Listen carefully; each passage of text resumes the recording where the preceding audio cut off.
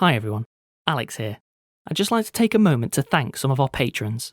Ben Hinder, Amanda, Raw Granavang, Julia Duffy, Linus T, Emma Steiner, Josh, Jill Kozo, Emily Goodrich, Wrong Cello, Rowan Enjol Radical, Paul Gregory, Alex Self, Zyka, Panko, Ali Martins, Kat, Sabrina Howes, Naywall Dark. Thank you all. We really appreciate your support. If you'd like to join them, go to www.patreon.com/rustyquill and take a look at our rewards.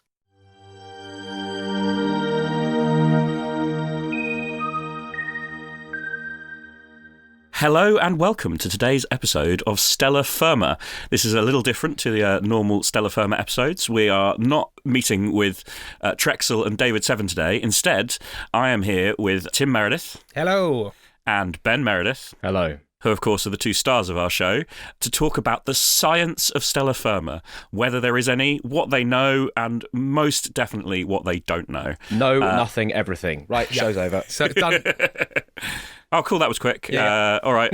We'll cut the recording there. No one needs to hear anymore. Okay. I am Bryn Monroe. I am a member of the Quill Gaming podcast, which is why I'm here today, because basically I know these reprobates from way back. I think I've been brought on to host this very special episode due to the fact that many years ago now, I studied theoretical physics at university. You're a science boy. I am very much a science boy, with a specialism absolutely in cosmology, and my master's dissertation was on the thermodynamic properties of black holes. So, as you can imagine, there have been several points during the first season of Stellar Firma when I've winced heavily while listening, and we're going to see how many of those I can remember today, and talk about what thought has gone into these episodes. Sure. Would you like me to do my bona fides? Yeah, me too. Oh yeah, let's get some credentials from the two Meredith brothers. Ben, do you want to start with your credentials? Okay then. Yes. Okay. So I am Ben Meredith, BA-MA. I think the MA just replaces the BA. I actually don't know how it works.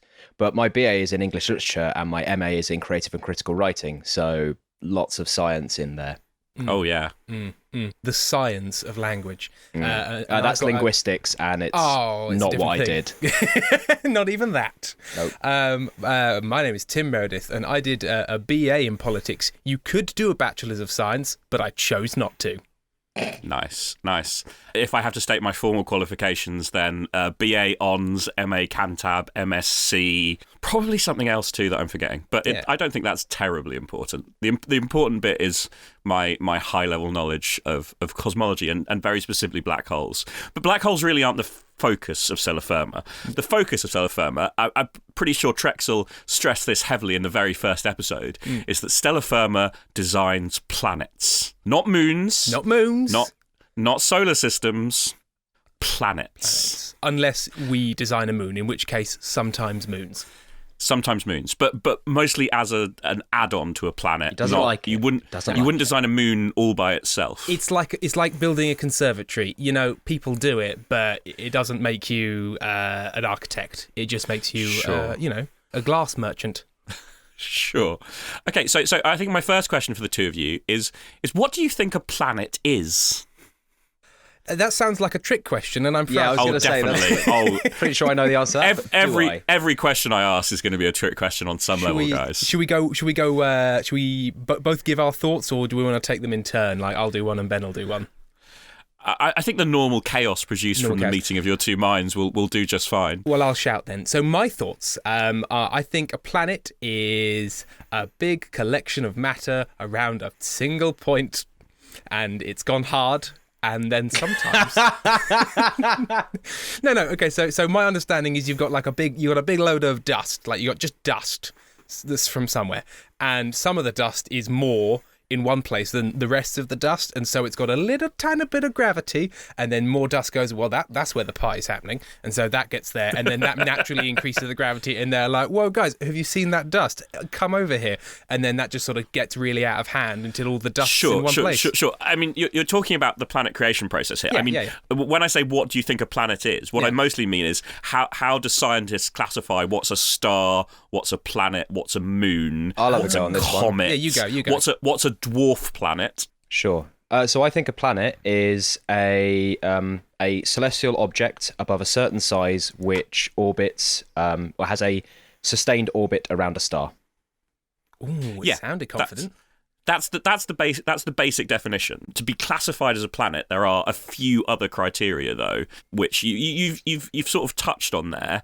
So one of the really important ones is the orbit. So it's got to be orbiting a star. If it's orbiting another planet or a star system technically, because you can have binary and trinary stars. But importantly, you're right that the planet has to be a certain size.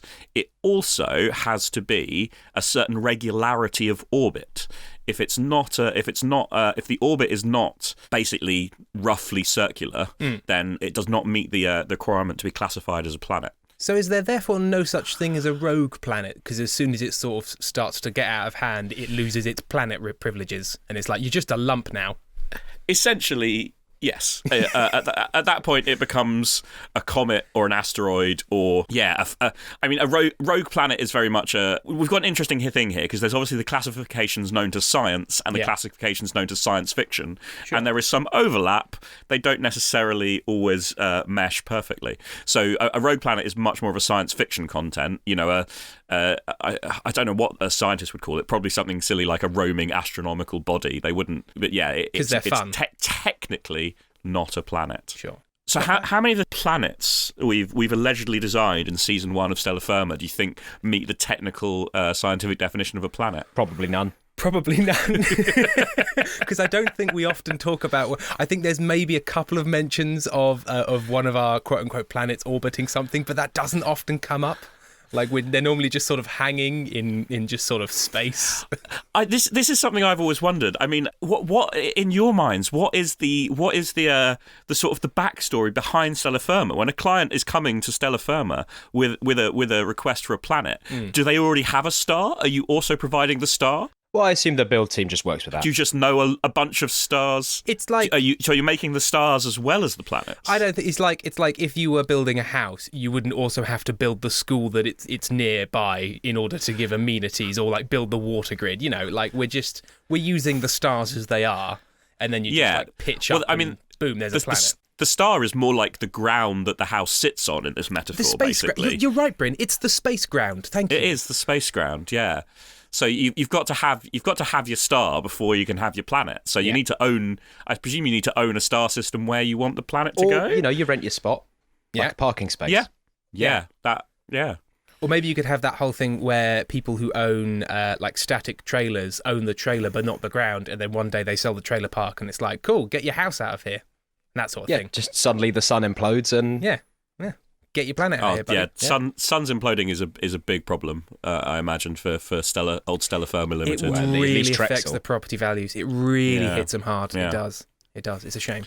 One of the things that has come up in a few different, very much in the earlier recordings, is we discussed potential sizes and shapes for planets as well. And it seemed to me that as we got further through the season, you guys stopped worrying so much about the size and the shape of the planets you were designing. I stopped worrying about a lot of things, I think, as things went on. I think, Ben, what did we definitely had a scale really early on. And I think it might have been along the lines of small one, a little bit bigger, pretty big, quite big, and really big. Is that roughly how we classified them? Whatever the scale was, it was vague and unremembered. Yeah, a vague and unremembered scale. And obviously, you mentioned, Ben, that a planet technically has to be of a certain size to meet the definition of a planet. But I think we can assume that all Stellar Firma's basic planet shapes meet that definition. I definitely say that the planets that Trexel makes trend towards the big, because there's just always a lot of stuff on them. Yeah. Well, I mean, go big or go home is always tattooed on my legs. And it's what he says when he orders a triple at the Cosmic Lounge. Yes, and then I drop the glass. Although I do think the first one we ever did was explicitly, after all that moon chat and all that planet chat, I think the first thing we did was a Trough Moon, and I may have yelled. I've yelled Trough Moon quite a bit, so I'm nothing if not inconsistent. I think there is an issue here though, which is basically that the human brain really is bad at comprehending the size of a planet, because I mean Earth is pretty average as the size of a planet goes, and I mean I've listened to every single episode. I love the show. big fan. It would be awkward if you said I listened to 3 and it's not for me. It would be. I mean, I got to suggest one of the planets. You did. We'll meet that one We'll get later. there. Obviously, I have a lot of extra thoughts about the one that came from my Patreon suggestion. Planets are big, y'all. I mean, it's just there's so much space, and I don't think that any of the designs I remember covered the scale. I mean, think about our planet. Like, have you described enough stuff to fill up all of North America, all of Africa, all of Russia? I think, Bryn, in an episode. What you have to consider is, have you ever thought about how big any of the things we're suggesting are? Because that's a good point. They're real big. You know, we say a mall, that's a continent. We say a wrestling ring, it's probably the size of Belgium. So Yeah. You can't see the other side of the ring because of the curvature of the Earth. That's how big we're talking here. I see. That wasn't clear to me. I'll retract that. You know, that we particular don't even know criticism. how big the people who are asking us for their planets are. That's true. This is a question. Is there, this is going to sound very stupid, even as I think about it, but I've started, so I'll finish. Is there, to do with a planet size, then a natural height to which things can go before they poke out of the atmosphere and it gets ridiculous? Is there some sort of relational... I'm going to say relationship. A relationship between the size of the planet and how tall things are allowed to be on them. Because otherwise, things are going to start getting into like the tallest animals that ever existed. If you were on too small a planet, would it be like, well, you can't have animals that big because they're so tall that their heads will poke out the top of the atmosphere and it'll be all sort of suffocating? Well, I mean, that's a really interesting question. It is, isn't it? Yeah, no, I Intelligent one, like I that think. question. So the amount of atmosphere on a planet is related to its size and its density, because its density and its size together give you its mass, which affects how strong the gravity is. But it's not the only factor. So, like, you've got, for example, if you look at the 3 planets, Venus, Earth, and Mars, they're all roughly the same size. Mars is a little bit smaller than the other 2, but they've got very different atmospheres. So Earth is the atmosphere we're used to. Mars has almost no atmosphere. Now, it does have one, but it's so much thinner. It's like, if you're standing on the surface of Mars, it's like being twice as high as Everest or something. You know, the consistency of the air is so thin that you basically can't notice that it has any. But it's not quite as bad as, say, the vacuum of space. So, you know, if you build a colony on Mars, you don't have to worry about explosive decompression to quite the same extent. Right. Venus has a really thick atmosphere, so it's in fact larger than Earth because it's got there's so much gas around Venus, and the atmosphere stretches further from the surface of the planet. So, you know, if we were professional planet designers, as 2 of you play on TV, we would have to consider audio TV. You're not a planet designer; you just play one on TV. Yeah, we'd have to consider this kind of thing. We'd have to consider what sort of atmosphere we were putting on these planets. It's not a discussion I don't think I've ever heard the 2 of you have. No. Well, we would do if we didn't only have 20 minutes to design a planet. That's fair. That's true. Fair. That's true. Although we can't use that as a consistent excuse for any of our... Well, we only have 20 minutes. Like, well, yes, but that's my fault. I mean, if Trexel would just turn up on time for once, Well, you'd have exactly. eight I whole keep hours. asking him. You know, this isn't just about Trexel. I actually asked Tim to turn up. We have an 8-hour recording session. This isn't a thing. I would pay so much money for an 8-hour episode of Stellar Firma. That would make me so happy. the Mostly wheels would come off so quickly. knowing how the 2 of you would suffer recording it. Then I'd have to actually eat like some kind of awful porridge. Yeah, quiet porridge that doesn't turn up on the audio. No, I mean like clone slurry, because we'd have to be eating in character. We'd have to go to the toilet, at which point, remember, David can't get out of the room, so we'd have to get some sort of camping like toilet. I'm pretty sure in one episode you suggested that the chairs in the room also are able to act as toilets. Yeah, but the chairs in our studio aren't. No. Oh, that's a good point. We'd have to That is a craft good point, special yeah. chairs, special toilet chairs. Or commission. Do you think we can expense that? Ask Alex. Ask Alex if we can expense toilet chairs. He's nodding. I mean, he's crying, but he's nodding. There you go. I mean, the other super important consideration for any planet, along with the size, which you have at least paid lip service to, is how dense you want the planet, because that affects its gravity, which affects literally everything that happens on the planet, including the consistency of its atmosphere, the inhabitants' ability to move and not collapse under their own weight just by being placed on the surface, which I'm not sure is something you've paid a lot of attention to in the episodes. Well, a lot of our planets are not, if not hollow, there's certainly a lot going on in them, because I think we've one was a big safe. Yep. In which there were civilizations within civilizations within civilizations, all living in the mechanisms, and therefore, whilst the let's say the safe is made of metal, that there's also going to be so much air that even if it's quite a dense metal, the fact that there's so many gaps means that it's all going to average out to, let's say, like limestone. So there's you have to sort of take that into account. So are we using the planet's natural gravitational field, or does Stellar Firma build gravitational technology into every planet? Do we have some sort of super sci-fi tech that can control the gravity independent of the actual mass of the planet? I think that's an added extra. That's got it, because like there's the one, the old person's planet, and I don't know if we ended up putting it in, but we definitely talked about gravity regulation and sort of turning it up and down and you did. I remember that one. Yes, shifting yes. it. Although, you know what? I think in the end, the way we got around that wasn't by generating gravity. It was by teleporting the planet around to near and farther away from different stars in different situations. No. Which would mean that whilst the gravity did change, it would change the gravity towards. But it would change the gravity. That wouldn't change the gravity. That's not on the planet. Not how gravity works. But no, it would change the gravity towards the star. So it's like in here, the gravity's changed, so you all fall off the planet in one direction towards the star, which is that's also not how that works. Is that not how that works? No. Well, how does it work, Mr. Not Science? How that works. Go on. So okay, yeah, I've got a question for you, Bryn, Please. Captain Maths. So okay, let's take orbit out of it, because I appreciate that, and the orbit is a lot of it. But let's just say you've got a planet in its stationary. I know that means it's not a planet, Bryn, but bear with me. So let's say you've got a stationary rogue astronomical body, and you've got it next to let's say a regular sized sun, and by regular sized sun I mean our sun, because I'm sunist. Sure.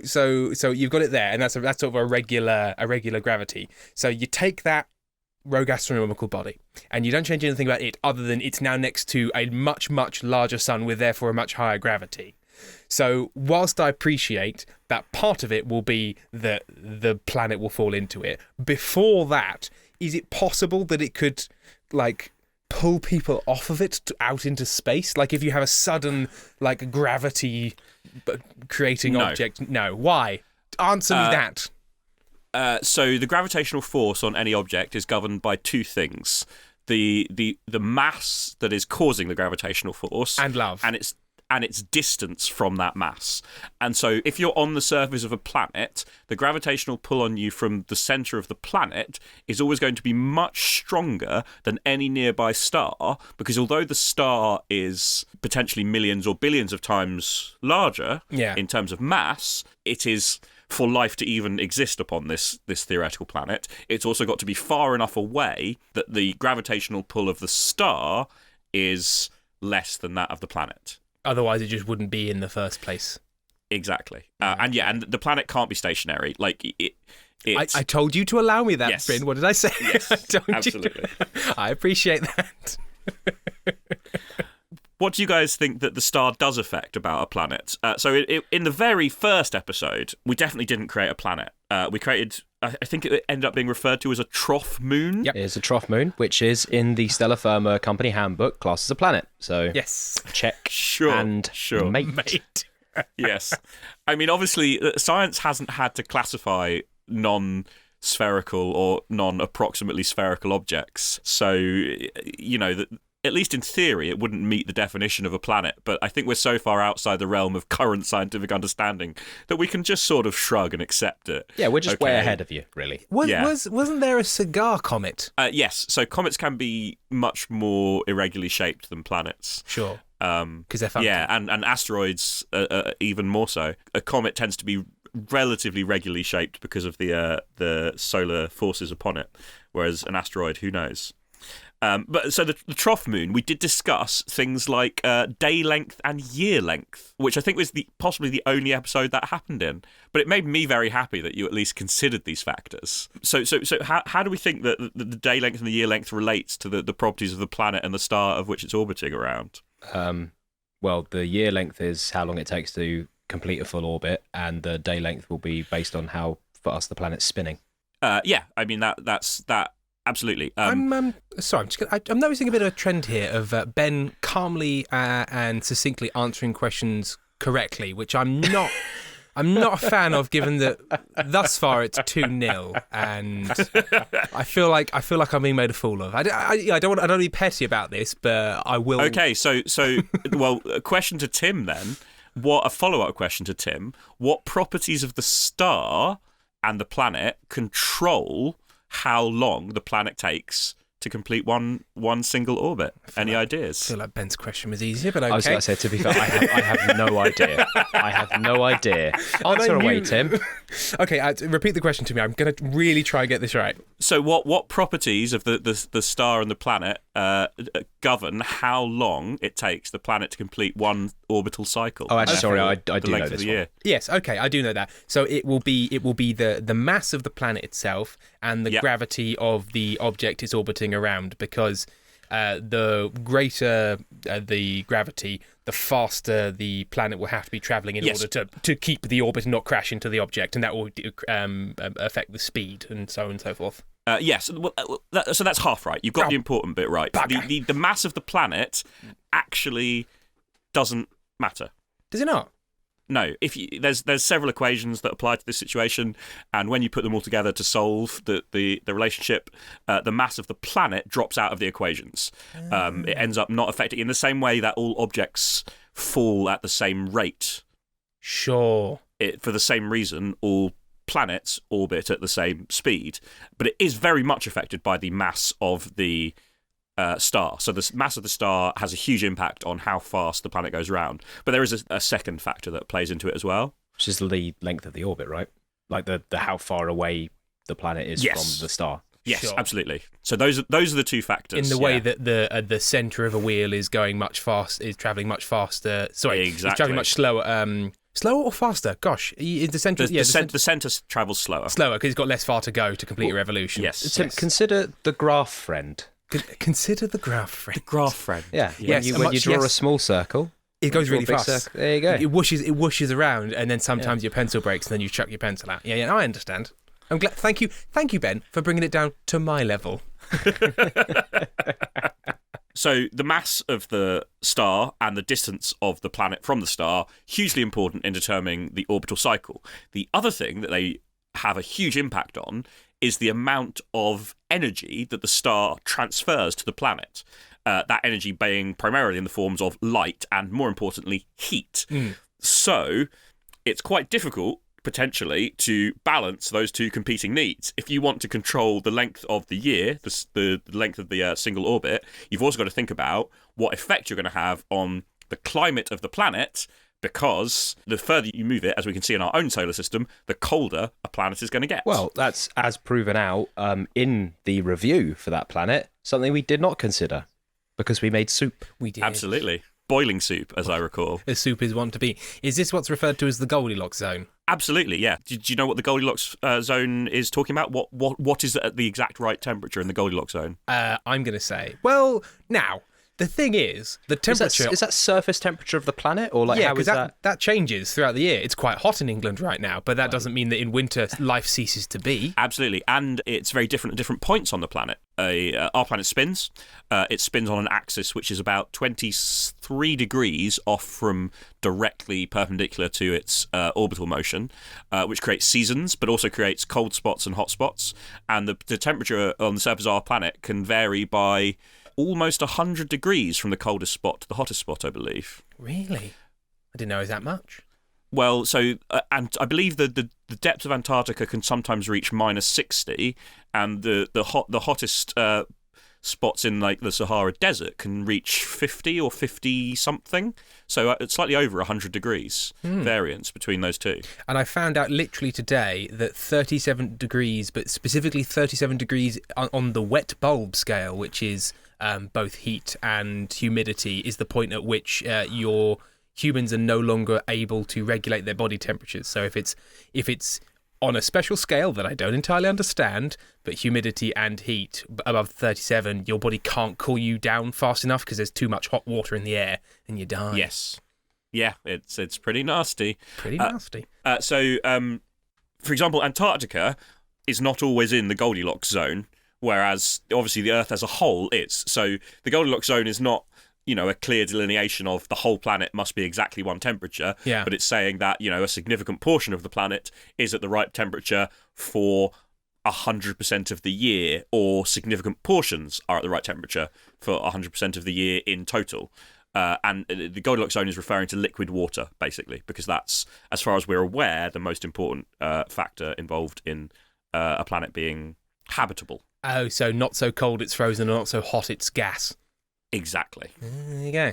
So Venus, for example, is too hot, even though it's technically in the Goldilocks zone. Its atmosphere is so thick and heavy that all the water that exists there is gaseous.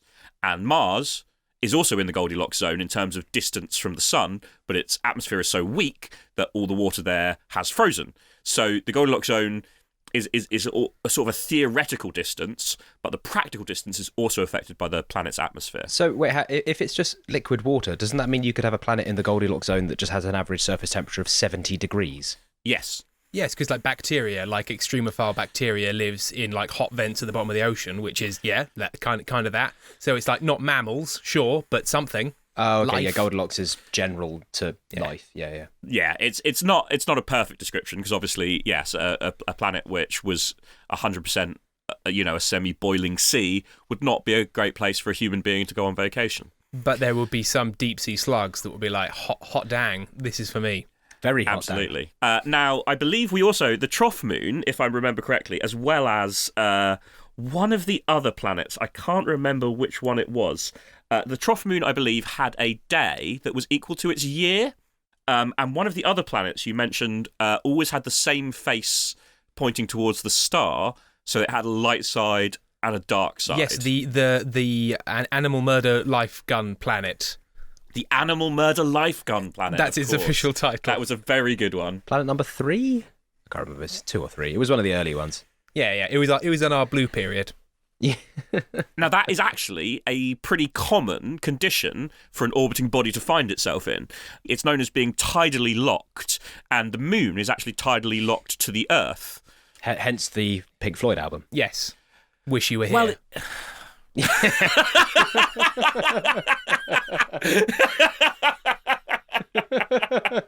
desperately trying to remember a Pink Floyd album title. I got it. Well, it's not quite a perfect thing, because obviously for the moon, it's tidally locked to the Earth, so it's got the same face always facing the Earth, but that's not a dark side and a light side, because the light is provided by the sun. So all points on the moon's surface eventually get some sunlight, but only one side of the moon ever gets any Earth light. Sure. So is there... Okay, bear with me. So are there planets that are tidally locked and therefore it doesn't have a day? Like, there isn't a day, because a day is how long it takes to rotate, and it's not, so there is no day. We believe so. There's none in our solar system. It seems to be quite a common... Pix or it didn't happen, Bryn. Pix or it didn't happen. We have discovered, as a species, something in the order of 400 to 500 exoplanets outside our solar system, but we don't know enough about them to establish whether tidally locked planets actually exist. But orbital simulations indicate that being tidally locked is quite a common state for an orbital body. So it seems likely that there are planets out there where, they essentially have a light side and a dark side rather than a day-night cycle. But it comes with its own host of problems because, as I said earlier, a sun is in charge of providing light and, much more importantly, heat to a planet. So what do you think happens when you've got a planet that is tidally locked to its sun? And the key difference between the light side and the dark side? One side's hot. Yeah, one side's hot. Again, it feels like a trick question. It's like, well, because one side's always hot and the other's always cold, which is bad for some reason. It is very bad because we talked about the variation on the Earth's surface between temperature. On a tidally locked planet, that temperature variation is going to be huge. You're going to find it very, very difficult to have a planet which is habitable, because you're likely to get an incredibly hot side and an incredibly cold side. And here we're getting into some more planetary science rather than cosmology, which is not my area of expertise, but I do know a little. Well, luckily it's ours, so you're covered. Brilliant. What happens if on a planet you've got an incredibly hot place and an incredibly cold place? Does the temperature differential snap it in half eventually? Like if there's a cold side and a hot side, that means it will be expanding and contracting at different rates. Like the cold side's constantly getting more and more dense, and the hot side's getting more and more not dense. What's not dense? Loose? That sounds wrong. I genuinely don't know what the word.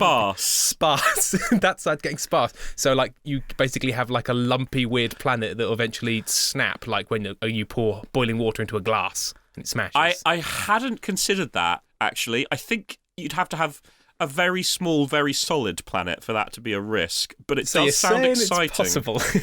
I'm honestly not sure.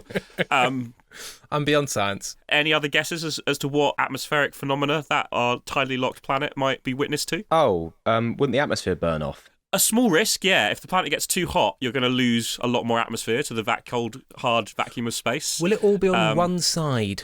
Half an atmosphere. Actually, well, I mean, in a sense, yes, because the biggest problem, if you have a cold section and a hot section in a single room, what happens in the room? It becomes warm. I'm in the middle. There's a cold bit and a hot bit. The middle of the room. Are you talking about convection? I am talking about convection. Is it wind? Is it get too windy? It's now 3-0 to Ben. Just Gosh, keeping score at home. damn it! Hang on. Didn't I get half a point? I believe I got half a point. Oh, no, you did get half a point. You're right. It's 3.5 to 0.5. I'll take it. So convection currents. The planet gets extraordinarily windy if there's any sort of atmosphere to speak of. And you will lose the atmosphere a little faster than you might want to. You know what? It sounds petty, but I was thinking that, and then I thought, no, Tim, that sounds stupid. It's too windy. You don't want to lose any more points. And I choked.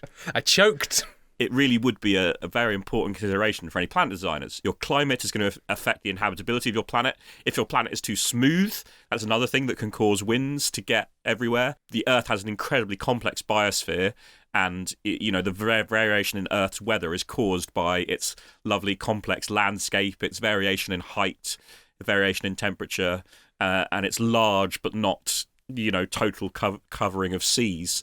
So these are considerations that one designing a planet would have to make if we were doing it for real. Oh, right, okay. Which we are. Okay, so we started to talk about atmospheric science and the atmospheric effects of some of our planets. So we've got an issue here.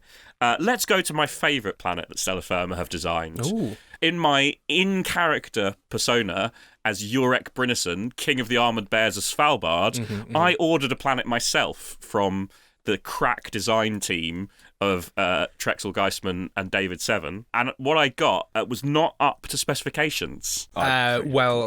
Complaints are really not where we... you have to talk to the legal department? Yeah. So can we try and explain the science behind the roaming robot accountants? Yes. And how exactly they are warming the planet? Well, because they're radiators, and radiators are warm. So yeah. 2 + 2 equals water. Well, I think again we've got a slightly failure of our imagination on in terms of scale here. Sure. A planet is very, very large. There are a lot of accountants. How big are these robots? There are loads how of much them. heat is each robot generating? They're regular accountant size. Let's say 5'8". They're not really tall because otherwise they wouldn't have been accountants. So they're about 5 foot. Apologies to any accountants listening. You're very average in height. They're about 5'8". You take that. You averagely heighted people. So they're about 5'8", 180 pounds. I don't know why I used pounds. I have no idea how heavy people are in pounds. 12.5 stone, let's say.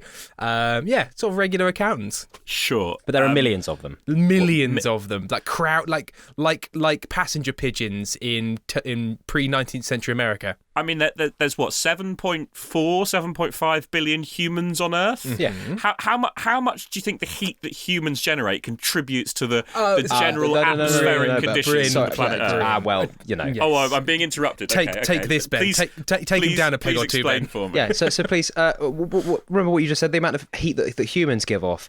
These accountants are literally radiators. Actual radiators. It's in the name. So how hot is each individual accountant? Well, they're probably, I'd say, about 150 degrees. But what we do is, remember, they were there to make creeks. So what you'd do is you'd group accountants together at the source of a creek you wish to make, and then you would place them at regular intervals just to keep the water flowing. And I would say there's precedent in nature for this. In the humble bee, consider the humble bee, Bryn, because bees will all cluster together and vibrate in order to create heat for various purposes. One of which is to kill intruders. So if a hornet, say, gets into a bee's nest, they all cluster around the hornet and grab together and vibrate, and the heat cooks the hornet. So that's art imitating life. I mean, zoology is a very far cry from my area of expertise, but I have also read this, so I have to concede you a point there, so I suppose. Fundamentally, what happens is the accountants get around the source of river and just vibrate. Just vibrate. Yes, vibrate. Their heat is generated by vibration. Did we not mention this? Yes. I mean, I think the accountants causing rivers to start flowing, it is realistic. However, heating the planet as a whole, we did it. Call Tim. yourself we can wrap it up. I think we really need to bear in mind that the general climate condition of a planet is controlled by how much energy the sun is providing and the thickness and composition of the atmosphere. Unless you're covering your entire planet in a multi-layered city, I'm not sure the actual contents of the planet are going to have a big effect on the overall climate condition. No, but we weren't affecting the. No, you go, Tim. Sorry. No, sorry. Okay, thank you. I was going to give it back to you. No, I want to say my thing. So consider this. So if it is the case that in this planet it's just over the edge into being icy, there's snow, there's ice on the ground, permafrost, let's say. So it's just over into that. It's not the Arctic, but it's sort of relatively into there. And then you have many, many millions of hot water sources all flowing into the sea, and water has very good thermal retention ability. If it gets hot, it remains hot for quite a while. So if you have constantly hot water pouring into the sea, even if it's then out, that's gonna raise the overall temperature, and it's gonna remain liquid. Surely. Again, the question is scale here. There's the temperature so of an many of individual them. river. I think Bryn is actually missing on the real question, which is how do we power these accountants? Which we never answered. I assume you just plug them in at the wall. Yeah, you plug them in. Which wall? Who knows? But it's actually their briefcase. They plug themselves in at their briefcase, and then I do remember that the briefcases being the power sources. That does seem to. Did they have small nuclear generators? Can't remember. Yeah. Well, that would be the most sort of stable and long lasting. Yeah, small onboard power station, and because they're in water, that's the cooling system. There we go. Which we do unfortunately get into a slight logical cycle there, because they heat the water, but the water is also the cooling system for the battery that allows them to heat the water. So if they're too good, meltdown. Yeah. I think I see another thing it would be important if we were to understand the real science behind these designs would be to establish how much of the planetary surface is covered by water and how much is covered by land. So that depends actually on how much the polar bears want to do business. Yes, how much business do you want to do, Bryn? Of course. Very little, ideally. Okay, so only like 2 or 3 creeks. Yeah, 2 or 3 creeks. Just enough to have a few business meetings, but not too much. Now, if you want to do more business, well, let's say let's say it's the size of the Earth. You've got Lake Victoria. Everything else is land. It's a lot of water, but in comparison to the size of the planet, not that much. That is a fair point. Lake Victoria is very small compared to the size of Earth. That's a true fact Tim stated there. A true, unequivocal fact. With you. I can't disagree with you. Okay, so I think you've answered my questions about the polar bear planet. Now, one of your planets did have a significant amount of the surface covered in lava. Yes. All, I believe. Oh, no, apart from the bit that's covered in marmalade. There was a bit that was also covered in marmalade. Yes. Now, early on in the life cycle of a rocky planet, we believe that they were indeed mostly a surface of lava. Mm-hmm. Did you guys have any sort of ballpark estimates of how hot lava is in general? Oh, Ben? I'd like to go for about 1,200 degrees. I'm going to go for it depends on what's melted. Oh. I mean, 1,200 degrees is a pretty good number. It's actually at the low end. I mean, obviously, lava, as we think of it... depends what has melted. There is a sense of that. I mean, lava is essentially a term for liquid rock. Rock. There are different types of rock with different melting points. So, in another sense, I think there's a point each for you there. Well, yes. Now, obviously, lava, as we think of it, is molten rock that has come out above the surface of the Earth and is therefore cooling rapidly. So, actually, to say the temperature of lava is a slightly weird thing because it's changing rapidly because it's cooling. Should we have said the temperature of magma? And everything. So the temperature of magma, indeed, but can be hotter than 1200 in fact. And if the entire surface of your planet is lava, then the lava is not hitting other things to cool down. So in fact, an entirely lava-covered planet is likely to be a little bit hotter than lava on Earth. You'll notice that 1200 degrees, if we're taking that as the temperature figure, which seems reasonable, is not quite within what we referred to earlier as the Goldilocks Zone. I'd prefer you to the fact that everyone who went on that planet died. Yeah, that was part of the design. It was somewhat of a murder planet. We really pushed it towards Papa Bear on that one. Yeah.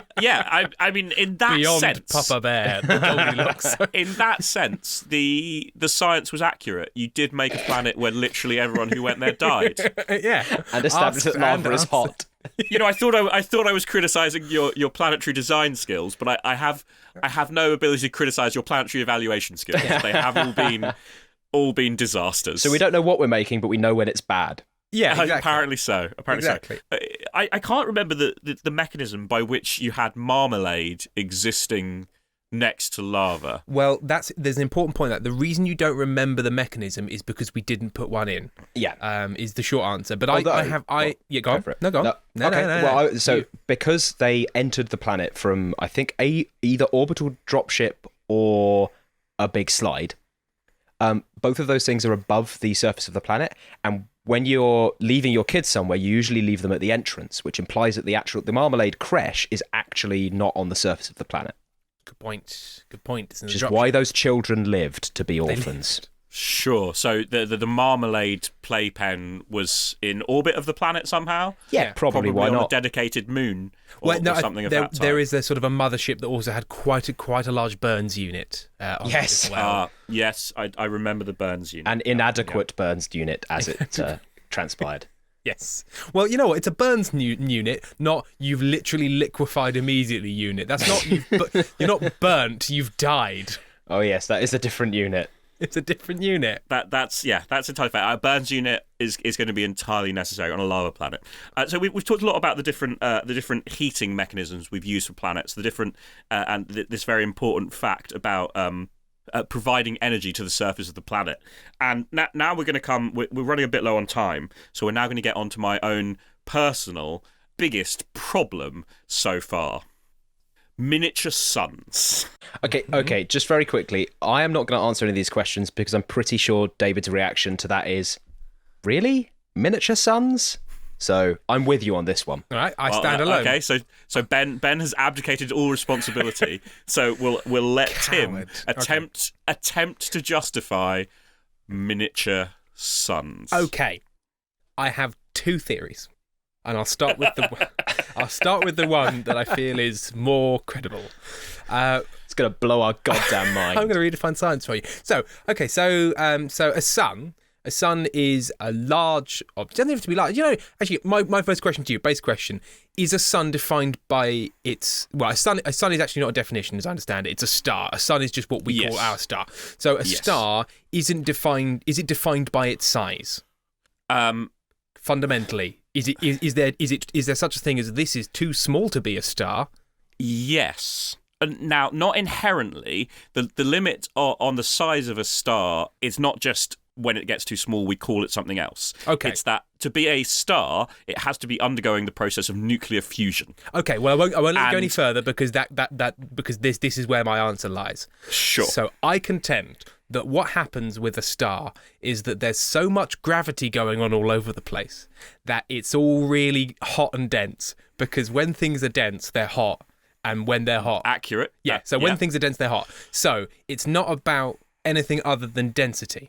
So if the star is made out of a much denser material than your regular-sized star, then despite the fact it's quite small, you've still got that level of density that means it's all melted, and therefore it's a star. Tim, Yes. okay. Yes. So, okay, very quickly. You're right about the heat. Yeah.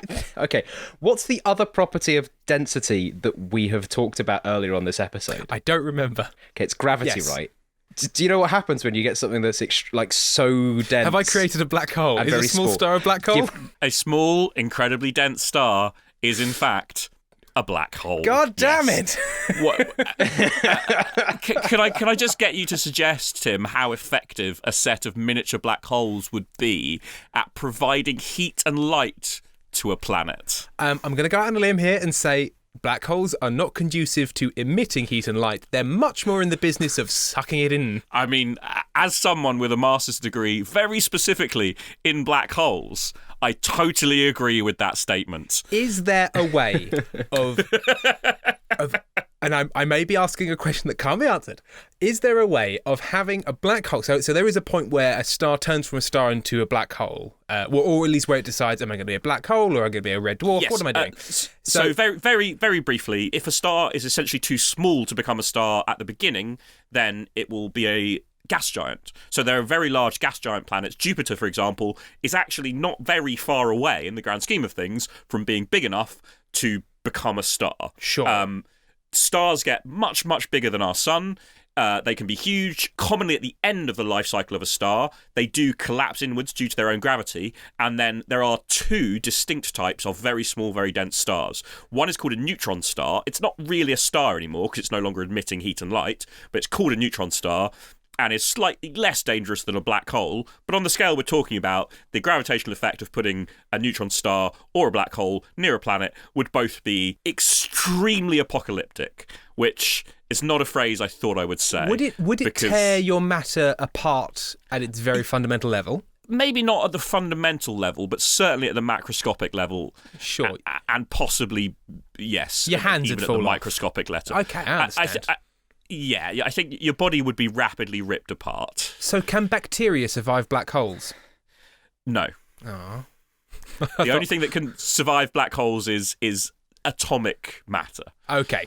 So when you say micro, you mean... And when I say survive, this is a very complex... Yeah, because survive is not necessarily... It's a term of life. Like, look, this proton has survived. Well, I mean, it wasn't really alive. Anyone who wants to understand Hawking radiation, get in touch with me later and I'll send you a copy of my master's dissertation, because that's really the level we're talking about when we're talking about the relationship black holes have with atomic or subatomic matter. Let's leave that for another time, perhaps. But yes, fundamentally.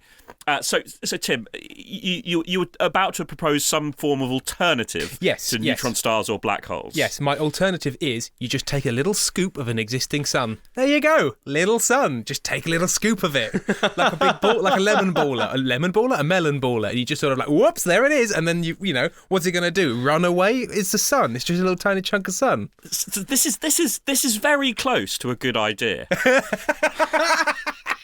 Wow, that's the most shocking thing I've heard. Wowee!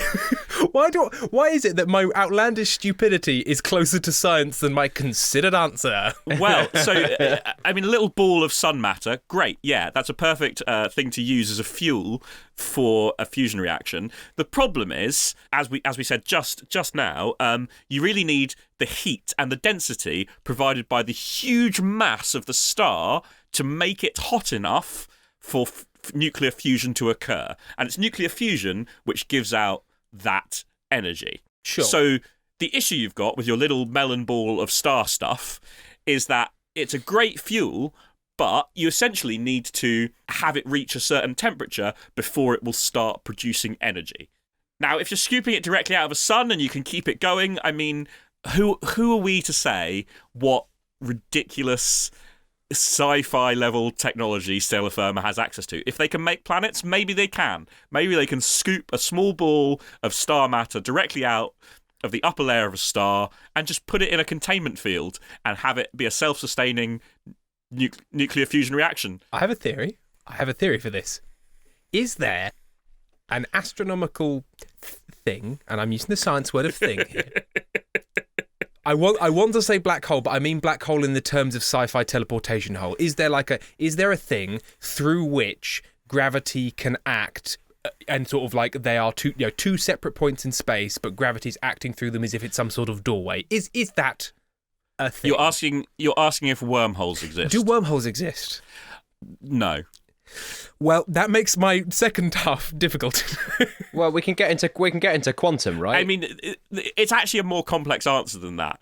The answer is, if a wormhole began, the laws of physics allow it to continue to exist.